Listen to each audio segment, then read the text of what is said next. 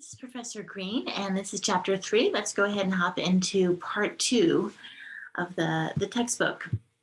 Let's talk about the corporate social responsibility question, right? Because this is a big one, I think, for me personally, and for the world, right? That there's arguments in support of corporate social responsibility, and there are also concerns about corporate social responsibility. So we need to know as educated people, what are both sides of the story? Let's first talk about the first one, in support. So this is where the first one is balancing corporate power with responsibility. And the example that I think of is that in 2008, people lost a lot of trust in the banking industry, right? Because there was a huge recession. The banks were taking out mortgages for people that were not necessarily going to be able to make those payments. They were in terms lying to society. So the market crashed, people foreclosed on their homes, people lost their homes. It was a huge mess, and people didn't believe banks anymore. So they were shy to invest their money with the bank. And this is a problem for society, right? So they thought that the banks were becoming too powerful. So there was no balance anymore between corporate power and responsibility. And so ever since then, since 2008, right, the banks have made a huge emphasis on making sure that that society knows, people know that they are responsible in their practices, that they are giving mortgages, for example, only to people who truly can make the payments. Of course, that hasn't always held up true, right? We saw in the last couple of years, Wells Fargo was giving out credit cards to people without their knowledge. But the idea is that that banks are trying now to balance that corporate power with all that responsibility that they have. Another support for corporate social responsibility is that it discourages government regulation. So this is really nice when organizations get together and they say, I think there's an opportunity here for a little bit of coming together within the industry, or let's create some regulations within ourselves, within our industry, as opposed to waiting for the government to step in. An example here is expiration dates. So there was a food association that came in and said, it's a little unclear. This is a long time ago, right? Because it's pretty standardized now, but it's a little unclear when you look at something with yogurt and it says like it's going to be expired by, best by date. What does that all mean, etc.? So they standardize the verbiage that goes on food products so you better understand when it is actually truly expiring. And when there's less government regulation, that's always a good thing. The next one is promoting long-term profits for businesses. So when organizations partake in corporate social responsibility, then they have a really nice opportunity of gaining a lot of respect and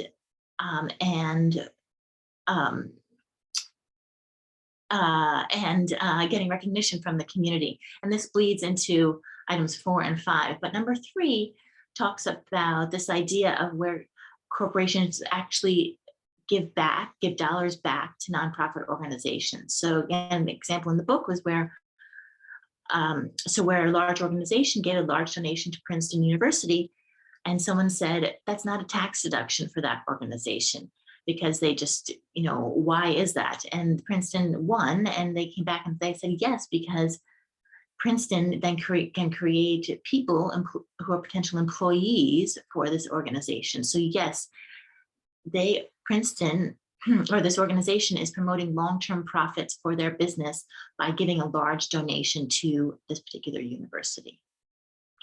The next one is improve stakeholder relationships.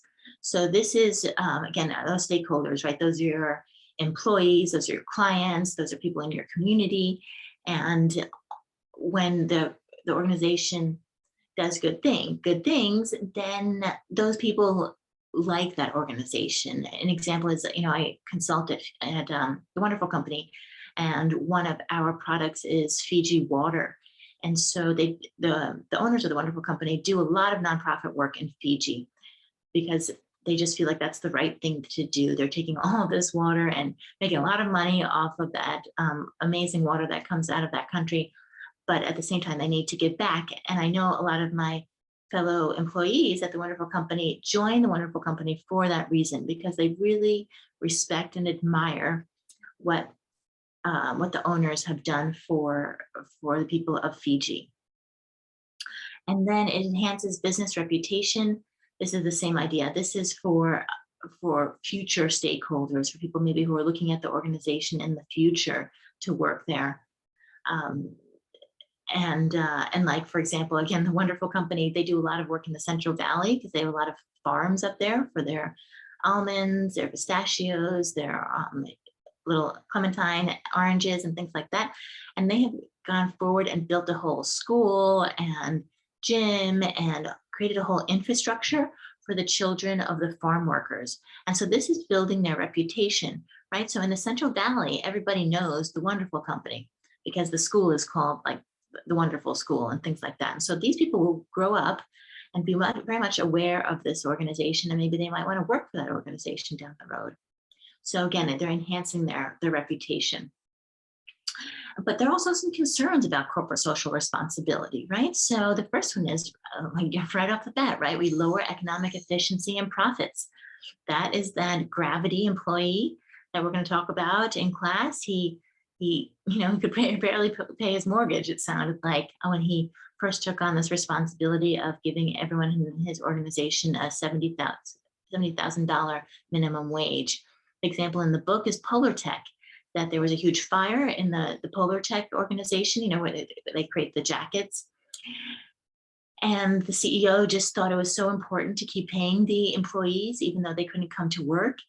And at the end of the day, Polar Tech went out of business. They went bankrupt because they just were giving back too much. So there has to be a balance. The second concern here is imposes unequal costs among the competitors. So if you have two organizations that are doing similar things and one does CSR, right, they have to pay for those CSR activities. So then their prices of their products have to come up.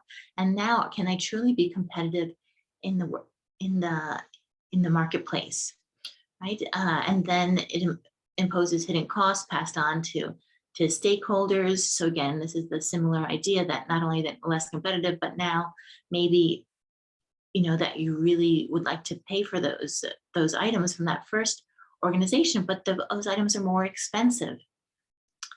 Maybe that's not fair.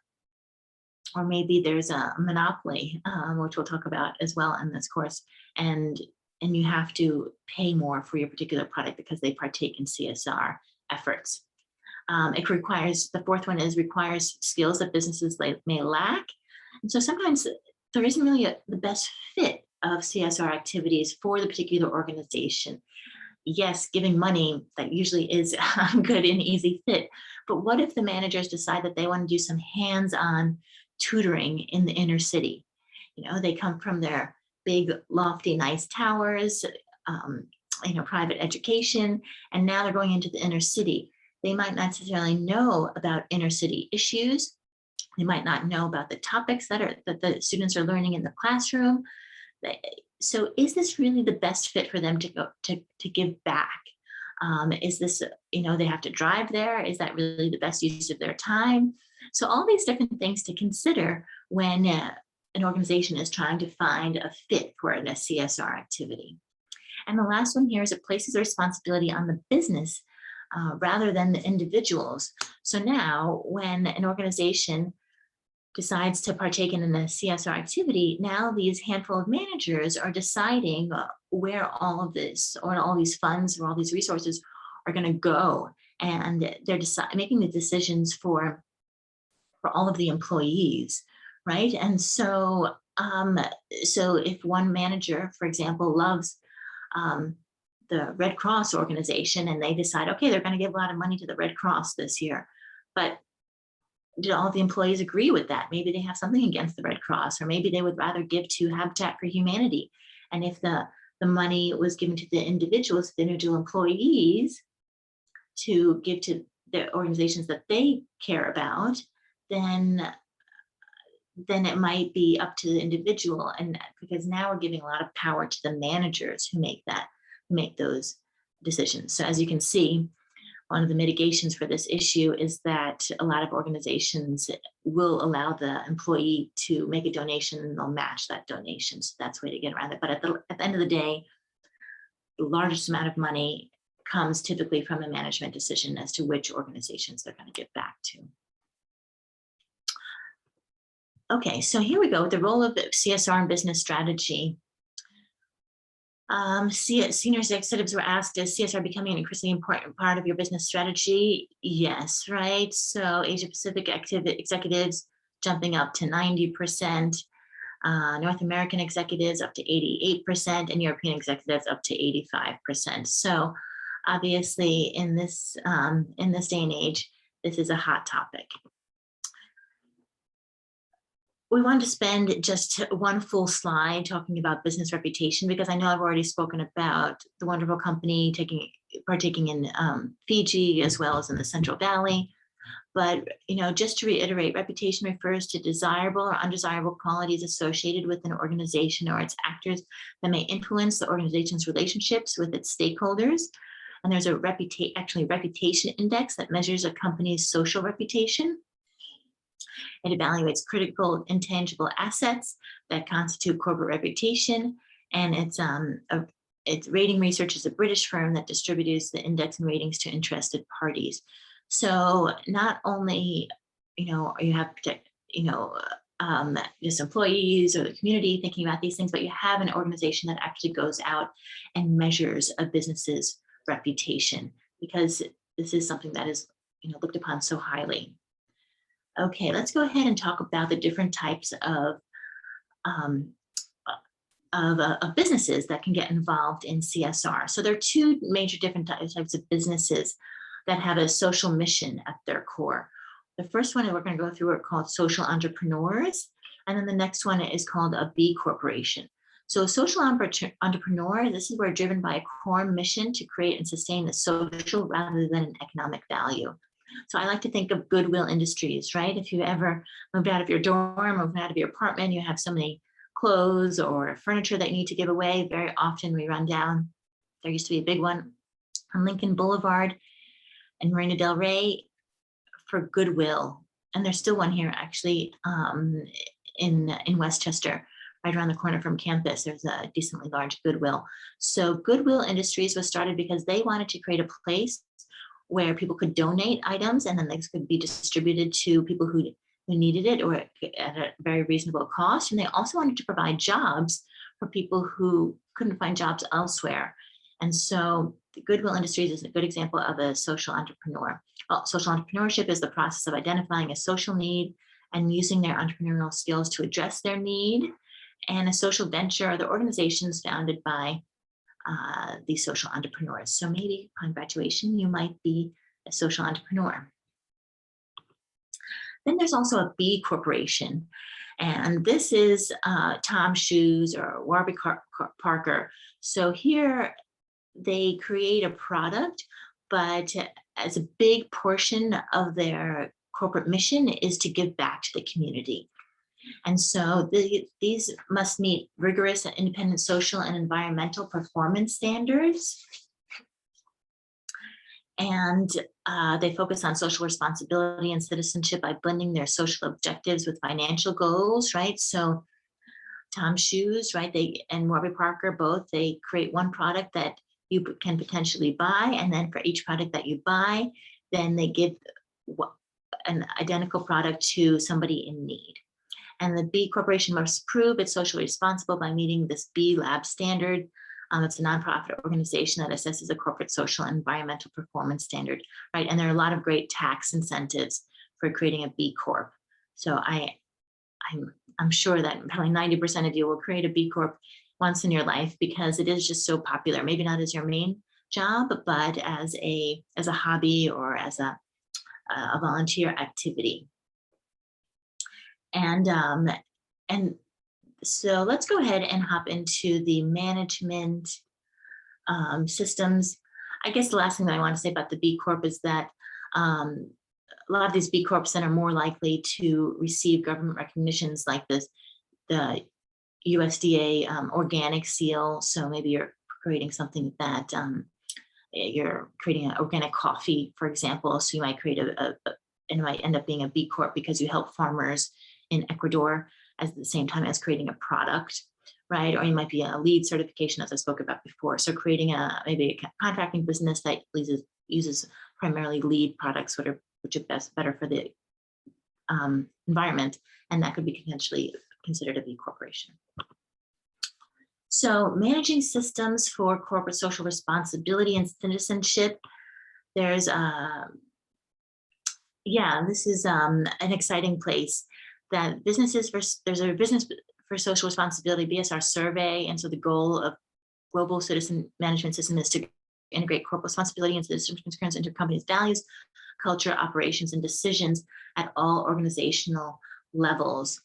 And so organizations can receive the survey, fill it out, and then it helps them identify where their gaps are potentially. And so one emerging trend then is the consolidation of all the corporate citizen efforts into one major department. So a large organization like Samsung, Nestle, there are hundreds of them now, but let's take Samsung, right? Samsung has large offices in 50 different countries, and they have a hardware, and they have a software section, and they have a phone section, and they have a television section, department, I should say. And so instead of having each of these different departments or each of these different countries do their own CSR, organizations have now created a new department just for CSR, and those CSR departments then reach out into each of the countries and or departments. So this is citizenship as an opportunity to create. So these groups then create value for the organization. They help the organization create a competitive advantage, and they help address some of the biggest challenges, because that group then has a full-time job of focusing on what are the challenges that are appropriate for this organization to meet. Is it environmental? Is it helping feed the hungry, etc.? And so in class, we'll talk a little bit about my good friend Shannon, who leads her own, as I mentioned, her own consulting firm for people who want to become CSR representatives. And we're going to listen to her podcast where she talks about lining up your interests with what you want to do. And so I thought this would give you like the inside scoop as to what it means to be a CSR representative and what those people do within an organization. So there are a handful of different stages of corporate citizenship, and this figure was created by Boston College. We have like 4 or 5 slides to go, and then we're all done. And so here we talk about the elementary stage. So an organization like Samsung might say, okay, we're just starting out with our CSR, which is not true, but let's pretend that that we're just starting out, and that our citizenship content is going to be about our jobs, our profits, and our taxes. And then once we get a little bit more engaged into stage 2, then we're going to be talking about philanthropy. Where can we give out some resources, environmental protection. The next one is stakeholder management, right? As we spoke about a lot so far in this course, who are our stakeholders, and can we work with those associations and those lobbyists and those people, those governments, et cetera, to work together to create a commonality for our goals. The next stage would be sustainable or triple bottom line. So making, like Nestle did, creating a huge research project that created better products for them and also helped educate parents. So, and also, right, and probably helped the suppliers as well. I think it went into that research report. And then the last one is changing the game, transforming. So this is really looking at, really unique ideas as to where social responsibility can come. And I think we'll hear a little bit from Shannon as to what organizations might particularly be in stage 5.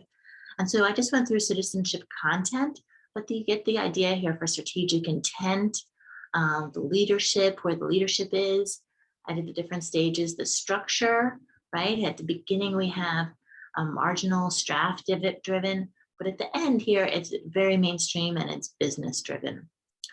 Issues management, stakeholder relationships. This is really nice, in stage 5, it's multi-organization. So throughout the organization, are there relationships being established with the different stakeholders, and transparency, full disclosure. Right. Okay, good. Let's go ahead and move on to the next slide. Assessing and reporting social performance. This is a social audit. This is where a systematic evaluation of environmental, social, ethical, environmental performance comes together. And there are 6 benefits of social audits spoken by this scholar, Simon Zadek. And he says help businesses know what's happening within their firm, right? Because so often managers don't know what's happening within the organization when it comes to CSR. Understand what stakeholders think and want from the business. So gives the organization a way to them, forces them to reach out to these stakeholders and get a survey or get some information back from the focus group, whatever it might be, as to what the stakeholders want from the organization. It tells the stakeholders what the business has achieved as well, right? So public relations documents, newsletters, etc. This, again, gives the organization a chance to reach out to those stakeholders. It strengthens the loyalty and commitment of stakeholders, just like, right? As we see that with the LMU emails, right? I feel like every day I get a different email from LMU telling me about what's happening on campus. And that really makes me feel informed. It makes me think that, wow, the LMU is really thinking about me and what my needs are as a faculty member or as a member of the community. And so this constant communication really, really helps. It enhances the organization's decision-making, right? Because when the organization knows more about the needs of the stakeholders, then they can make those decisions accordingly. And it improves the business's overall performance, because the idea is that when the organization is doing well socially, that in the long term, they will do well economically as well. So there are 3 different ways we can do these social audit standards. The first one is companies can develop standards designed to set expectations of performance for themselves or for their suppliers or partners. I won't go through these in too much detail, but the example was Apple did it this way. And the next one is that the companies within an industry can agree on a common industry-wide standard. And so this is the Responsible Business Alliance. And then the third one is that it can be developed by global non-governmental organizations or standard-setting organizations. So the example here is International Organization for Standards, Social Accounting Ability 8000, Accountability AA, United Nations, Global Impact, that should ring a bell, right? And the Global Reporting Initiatives. Great. 2 more slides here. Social reporting is when a company decides to publicize information collected in a social audit. There's a lot of transparency, right? When companies clearly and openly report their performance, financial, social, and environmental. The examples are Australia and New Zealand. Here, where 99% of the companies said they would conduct an assessment. So that's a very high percentage, right? We don't have that yet in the US, but the, Australia and New Zealand are so much into social help and helping the environment in general. And then the last point here is that an emerging trend in corporate reporting is the integration of legally required financial information with social and environmental information into a single integrated report. So again, we see organizations creating departments, CSR departments, and now they're going to create a single report so that if stakeholders, future employees, present employees wanted to find out about their CSR efforts, there's just one report that people can go to find out about everything. And so finally, these are our trends here in corporate social reporting. By 2017, a majority of the largest companies included information of CSR in their annual financial reports. So right? It's becoming more and more mainstream. This reflected a dramatic rise in integrated reporting from 8% in 2008 to 51% in 2013 to 78% by 2017. So going up very, very quickly. Ethical drivers replaced economic considerations, 80% versus 50%, as the primary motivator for publishing reports over the past decade. So, right, people are thinking more besides the bottom line. They're thinking about the right thing to do. And lastly, stakeholder engagement increased from about 33% to nearly 66%, with financial analysts and investors now getting involved. So a big hot thing is now to invest in companies that you feel are doing the right thing, right? That very often when I speak to my financial advisor, he'll say, um, Volkswagen really turned around from that crisis that they had a handful of years ago. They apologized and they put out product that was correct, and now they're really doing well financially. And so me as an investor can say, I really respect what Volkswagen did to make up for their mistakes. I'm going to go ahead and buy some of their stock because I really think that it's important to support these organizations that move forward with CSR involvement. Great. Okay, let's go ahead and finish. This is the end of chapter 3. Thank you guys so much for listening, and I look forward to seeing you in class.